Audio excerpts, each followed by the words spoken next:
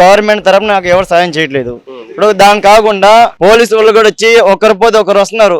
మేము ఇప్పుడు వినాయక చవితి రోజు నాకు కనీసం 10 మంది వస్తున్నారు పోలీసు వాళ్ళకి సమాధానం నేను చెప్పలేక వ్యాపారం నేను చేయలేకపోతున్నా. అది నాకు దాని పోలీసు వాళ్ళ దెబ్బ మీద నాకు బొమ్మలు ఆగినాయి. దానికి మీరు ఏదైనా న్యాయం చేసే పని అయితే చేయండి, లేదంటే సార్ ఎవరైనా వస్తే మాట నేను ఒప్పుకోను. అది మీ ఇష్టం. అంటే పోలీసుల సైడ్ నుంచి మీకు అదే ఇబ్బంది, పోలీసు తరపున నాకు ఇబ్బంది. ఒక్కరైతే ఒకరు వస్తారు కానీ సమాధానం చెప్పగలుగుతాం. పోలీసులు వచ్చి మీతో ఏం చెప్తున్నారు అసలు? పోలీసు వచ్చి నువ్వు లైసెన్స్ లేదు ఇది లేదంటే హైదరాబాద్ లో లైసెన్స్ లేనప్పుడు ఇక్కడ ఎట్లా లైసెన్స్ వస్తుంది?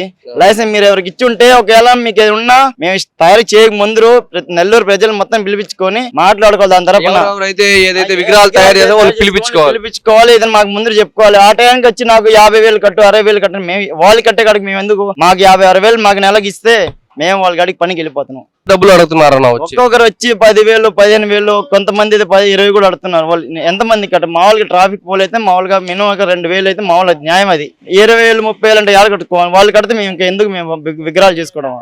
100 బొమ్మలు దాకా ఆగినా నాకు నేను ఎవరు చెప్పుకోవాలి సార్? అది బాధే కదా, అన్నం పెట్టేది బాధ కదా. ఇప్పుడు మనం కష్టపడి చేసుకుంటాం, మనకి ఎవరన్నా ఇవ్వట్లా, మనం ఏమైనా బద్దలు ఆడట్లా, మనం పోయి సొంతంగా మనం తీసుకొచ్చి మన వడ్డీ తీసుకొచ్చి పెట్టుకుంటున్నాం.